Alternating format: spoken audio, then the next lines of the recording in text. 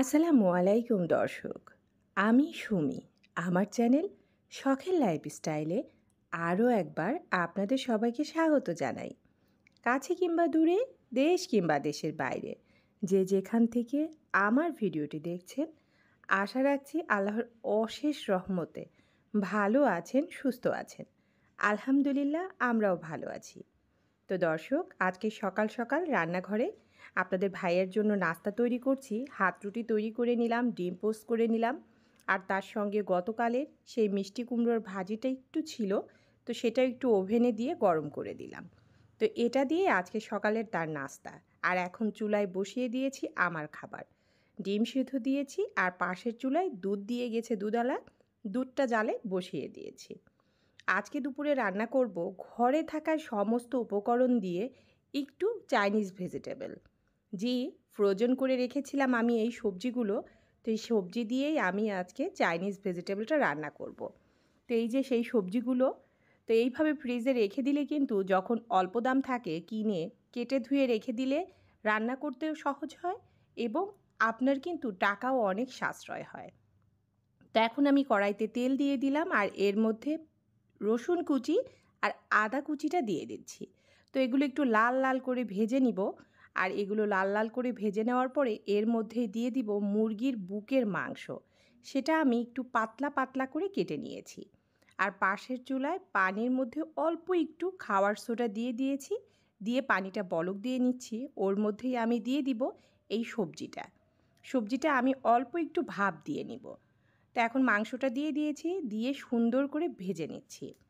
তো খুব সহজ উপায়েই আমি রান্না করেছি, যেহেতু বাসায় রান্না, তো বাসার জিনিস সুন্দর করে ঘরোয়াভাবে রান্না করা যায়, আর ঘরে যা ছিল সেটা দিয়ে তৈরি করার চেষ্টা করেছি।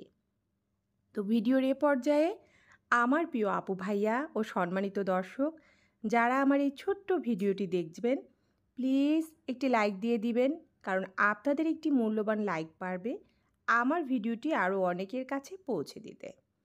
তো এখন একটু কাঁচামরিচ দিয়ে দিচ্ছি, দিয়ে সবজিটা রান্না করে নিচ্ছি। তো এই সবজিটা খেতে কিন্তু ভীষণ মজাদার হয়। আসলে প্রতিদিন রাতেই ঘুমানোর আগে চিন্তা করি আগামীকাল কী রান্না করব। এই সংসারের দায়িত্বটা কিন্তু অনেক বড় একটা দায়িত্ব। এই দায়িত্ব যেসব গৃহিণীর কাঁধে আছে, একমাত্র তারাই বুঝতে পারে যে সংসারের দায়িত্বটা কত কঠিন। সংসার জীবনে চলতে গেলে সব কিছুতেই হিসাব করে মেপে মেপে চলতে হয়। আর এই মাপকাঠি করাটা খুবই কঠিন ব্যাপার। আর এই ব্যাপারটা কিন্তু হাজবেন্ডরা কখনোই উপলব্ধি করতে পারে না। তারা মনে করে সংসার মানেই সহজ বিষয়। না, মোটেও তা না। আমাদের মতো যারা গৃহিণী আছে তারা বুঝতে পারে সংসার কত কঠিন জায়গা। তো এখন আমি সবজিগুলো দিয়ে দিলাম, যেহেতু সবজিগুলো একটু ভাপ দিয়ে নিয়েছি হালকা সেদ্ধ করে। তারপর দিয়ে দিলাম এরকম ছাড়ানো পেঁয়াজ। পেঁয়াজগুলো আমি 4 ভাগ করে এইভাবে খুলে খুলে নিয়েছি। এখন পেঁয়াজগুলো দেওয়ার পর হালকা হাতে নেড়ে দিচ্ছি। আর এর মধ্যে এখন দিয়ে দিব সয়া সস। সয়া সস দিব, টেস্টিং সল্ট দিব, কারণ সয়া সস টেস্টিং সল্ট না দিলে তো এটা স্বাদই হবে না। আর দিব গোলমরিচ গুঁড়া। আর এটা খেতে কিন্তু অসম্ভব মজার হয়েছিল। হ্যাঁ, রেস্টুরেন্টটা মজা হয়, কিন্তু বাসারটা কিন্তু হয় স্বাস্থ্যসম্মত। আর এটা খেতেও তৃপ্তি পাওয়া যায়। তো প্রায় হয়ে এসেছে আমার, দেখুন, চাইনিজ ভেজিটেবলটা। এখন আমি এখানে দিয়ে দিলাম টেস্টিং সল্ট, আর দিয়ে দিব কর্নফ্লাওয়ার। কর্নফ্লাওয়ারটা গুলে রেখেছি, সেটা শুধু দিয়ে দিব। দিয়ে দিলেই ব্যাস রেডি হয়ে যাবে আমার এই সবজিটা।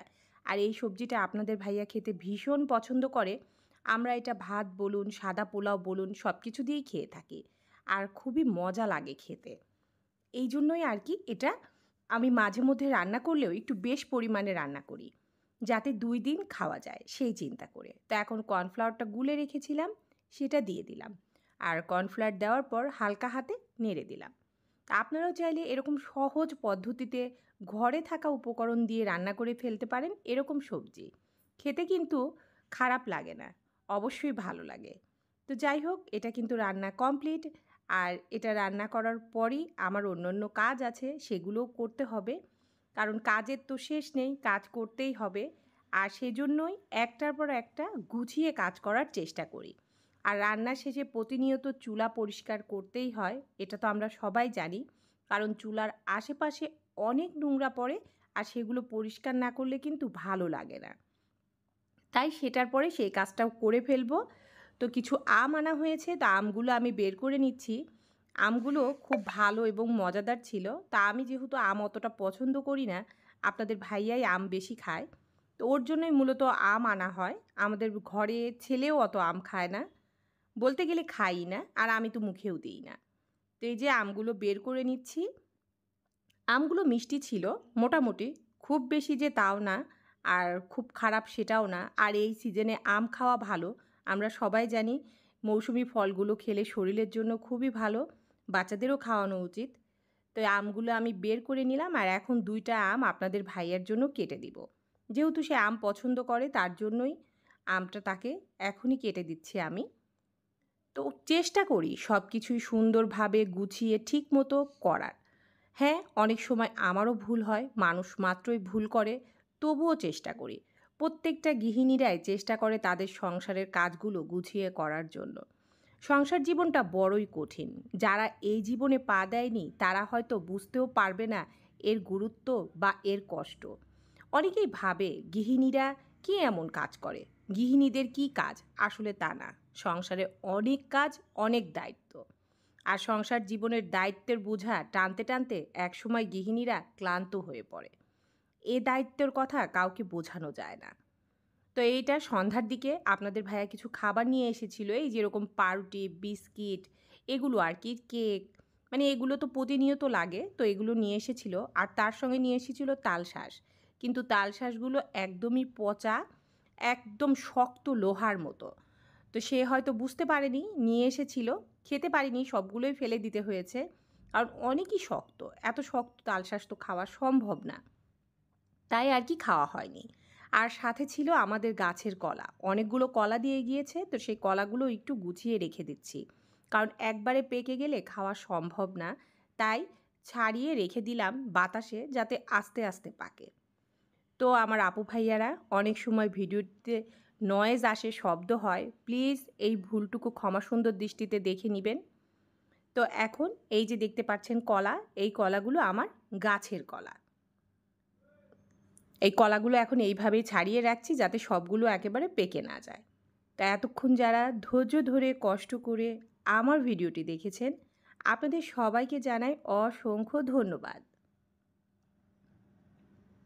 আপনারা সবাই ভালো থাকবেন, সুস্থ থাকবেন। আমি সুমি এখন বিদায় নিয়ে নিচ্ছি। আল্লাহ হাফেজ। আসসালামু আলাইকুম।